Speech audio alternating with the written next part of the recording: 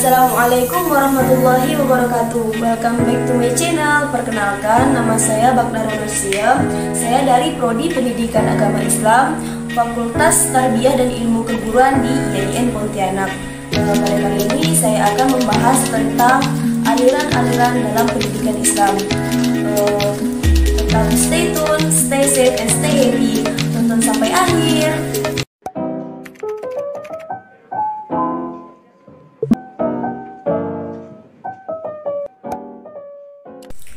Baiklah teman-teman, di sini saya akan membahas tentang aliran-aliran dalam pendidikan Islam. Nah, apa saja sih aliran-aliran dalam pendidikan Islam itu? Simak videonya sampai akhir ya. Untuk mempersingkat lagi, jadi yang pertama, aliran-aliran dalam pendidikan Islam itu ada 4 macam. Yang pertama, aliran nativisme. Yang kedua, aliran empirisme, yang ketiga aliran naturalisme, dan yang keempat aliran konvergensi. Baiklah, di sini saya langsung membahas yang pertama, yaitu aliran nativisme. Nativisme merupakan asal kata dari bahasa Latin yang yakni natus yang artinya lahir atau nativus yang berarti kelahiran atau pembawaan. Jadi nativisme ini sebuah doktrin yang merupakan berpengaruh besar terhadap pemikiran psikologis, dan teori ini dipelopori oleh Arthur Schopenhauer pada tahun 1788 sampai dengan 1860 yang dikenal sebagai seorang filsuf Jerman, dan ia mengemukakan bahwa perkembangan manusia itu telah ditentukan oleh faktor-faktor yang dibawa sejak lahir atau yang disebut dengan faktor pembawaan, dan baik karena faktor keturunan yang berasal dari orang tuanya, nenek moyangnya, maupun karena ditakdirkan demikian. Dan potensi-potensi yang dimiliki seseorang adalah potensi hereditas atau bawaan, bukan potensi pendidikan. Sedangkan pendidikan sama sekali tidak berpengaruh terhadap perkembangan manusia. Dan teori ini juga termasuk ke dalam filsafat idealisme yang mengemukakan bahwa perkembangan manusia atau perkembangan seseorang itu hanya ditentukan oleh keturunan atau faktor alam yang bersifat kodrati.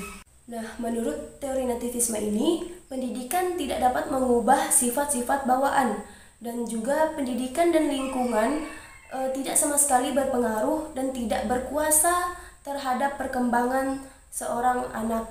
Dan menurut ilmu pendidikan, teori nativisme ini dikenal sebagai pesimisme pedagogis atau pula disebut dengan biologisme, karena hanya mementingkan atau hanya memperhatikan kehidupan individu saja tanpa memperhatikan pengaruh-pengaruh dari luar. Dan perkembangan individu ini sangat dipengaruhi oleh beberapa faktor. Yang pertama ada faktor genetik atau keturunan, yang kedua kemampuan atau bakat, dan yang ketiga pertumbuhan. Selanjutnya, contoh dari pandangan nativisme ini, seorang anak akan mirip dengan orang tuanya dari segi fisik ataupun akan mewarisi bakat yang ada pada orang tuanya. Jadi apabila anak tersebut berasal dari keluarga yang seniman ahli musik, jadi maka dalam perkembangannya akan mengikuti hal tersebut. Jadi anak tersebut bisa jadi akan menjadi seniman musik juga. Misalnya dia memiliki kemampuan yang melebihi dari orang tuanya, tetapi bisa juga dia memiliki kemampuan setengah dari orang tuanya.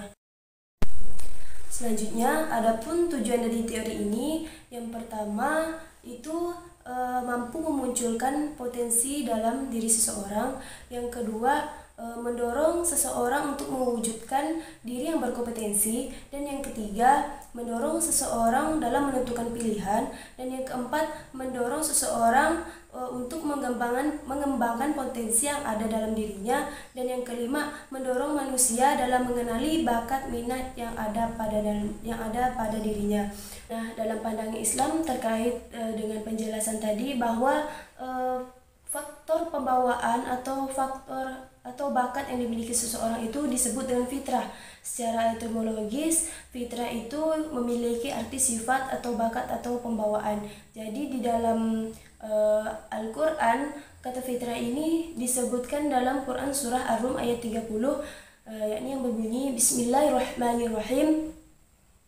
Fa'akim wajhaka lid-dini hanifa fitratallahi allati fataran nas 'alaiha la tabdila li khalqillah dzalika ad-dinul qayyim walakinna aktsarun nasi la ya'lamun. Yang artinya, maka hadapkanlah wajahmu dengan lurus kepada agama Islam sesuai fitrah Allah, disebabkan Dia telah menciptakan manusia sesuai melalui fitrah itu. Tidak ada perubahan pada ciptaan Allah. Itulah agama yang lurus, tetapi kebanyakan manusia tidak mengetahui. Nah, sekarang kita masuk pada pembahasan yang kedua, yaitu aliran empirisme. Aliran empirisme ini diartikan sebagai aliran pengalaman yang dipelopori oleh John Locke. Ia dianggap sebagai pemberi titik terang dalam perkembangan psikologi, dikarenakan akan memberikan paradigma baru dalam pemikiran pendidikan Islam. Dan teorinya yang terkenal adalah teori tabula rasa, yang mengibaratkan seorang anak yang baru lahir itu bagaikan kertas putih bersih atau kosong, atau juga diibaratkan sebagai meja yang berlapis lilin, dan di atas kertas atau meja yang berlapis lilin tersebut dapat ditulisi apa saja sesuai dengan keinginan. Nah, oleh karena itu, perkembangan hidup manusia sangat ditentukan oleh pengalaman yang diperolehnya dari lingkungan, termasuk pendidikan. Sedangkan pembawaan sama sekali tidak berpengaruh terhadap perkembangan manusia. Itulah menurut teori empirisme dalam perkembangan anak. Selanjutnya, paham empirisme menurut John Locke ini juga sejalan dengan pendapat Helvatus, seorang filsuf Yunani yang berpendapat bahwasanya manusia dilahirkan dengan jiwa dan watak yang bersih, atau watak yang hampir sama, yaitu bersih dan suci. Secara psikologis, teori empirisme ini juga sejalan dengan kelompok aliran behaviorisme yang berangkat dari asumsi bahwa anak tidak memiliki pembawaan atau potensi apa-apa dari kelahirannya, dan perkembangan anak itu ditentukan oleh faktor yang berasal dari lingkungan, termasuk juga faktor keluarga, faktor sekolah, faktor lingkungan, masyarakat, geografis, dan lain sebagainya. Dan ayat Al-Quran yang berkaitan dengan penjelasan paham empirisme ini terdapat dalam Quran surah An-Nahl ayat 78. Bismillahirrahmanirrahim. Wallahu akhrajakum min butuni ummahatikum la ta'lamuna syai'an wa ja'ala lakumus sam'a wal absara wal af'idah la'allakum tashkurun. Yang artinya, dan Allah mengeluarkan kamu dari perut ibumu dalam keadaan tidak mengetahui sesuatu apapun, dan Dia memberi kamu pendengaran, penglihatan, dan hati agar kamu bersyukur. Nah, sebelum kita lanjut untuk membahas aliran yang berikutnya, jadi kita dapat menyimpulkan bahwa pada aliran nativisme dan empirisme ini sangat bertolak belakang. Menurut aliran nativisme, perkembangan seorang anak itu ditentukan oleh potensi atau pembawaan yang dimilikinya, yang disebut fitrahnya. Dan sedangkan pada aliran empirisme, yang mempengaruhi perkembangan seorang anak atau perkembangan seorang manusia itu ditentukan oleh faktor lingkungan, seperti faktor keluarga, faktor sekolah atau dalam pendidikan, dan faktor geografis, dan lain sebagainya. Baiklah, kita lanjut kepada pembahasan yang ketiga, yakni aliran konvergensi. Apa sih yang dimaksud dengan aliran konvergensi ini? Nah, aliran ini diperkenalkan oleh seorang ahli ilmu jiwa yang berkebangsaan Jerman, yakni bernama William Sturm. Ia berpandangan bahwa antara aliran hereditas dan pengalaman itu saling berkaitan dan saling memberi pengaruh terhadap pertumbuhan dan perkembangan manusia. Jadi, pada aliran konvergensi ini menyatukan antara aliran nativisme dan aliran empirisme, yang artinya perkembangan dan pertumbuhan manusia itu bergantung pada faktor pembawaan dan lingkungan, pengalaman dan juga pendidikan. Jika bakat saja, tentu tidak akan berkembang jika tidak didukung oleh faktor lingkungan.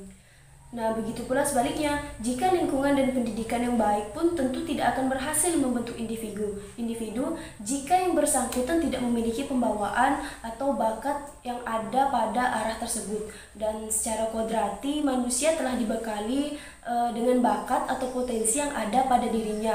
Akan tetapi untuk berkembang ke arah yang lebih baik, perlu adanya pengaruh dari luar berupa tuntunan, bimbingan seperti melalui pendidikan.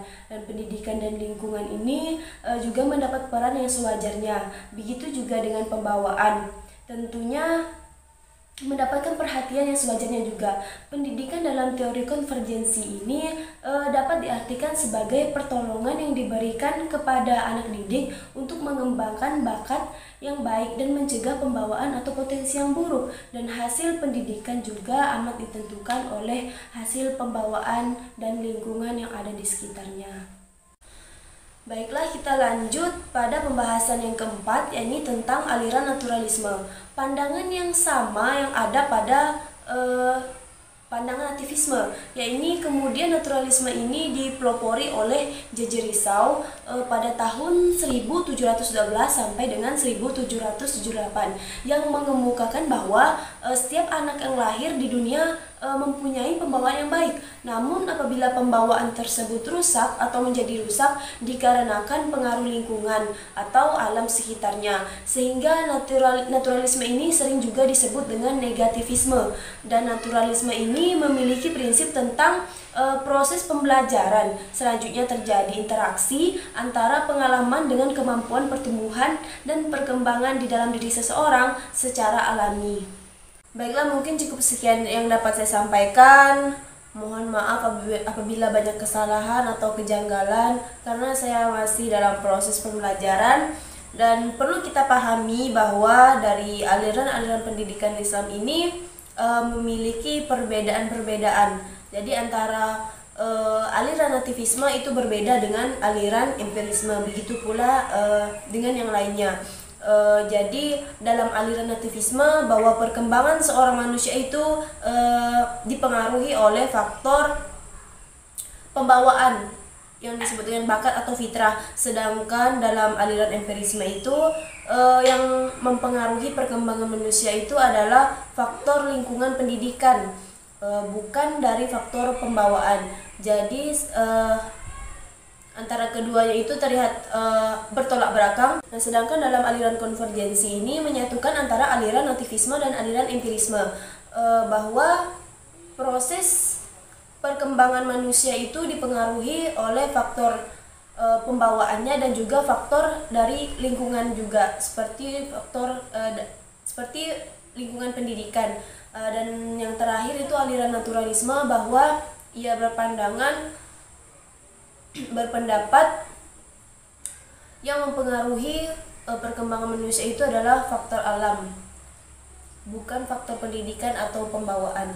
Mungkin cukup sekian dari saya. Kurang dan lebihnya saya mohon maaf. Wabillahi taufiq wal hidayah. Wassalamualaikum warahmatullahi wabarakatuh. Happy watching teman-teman.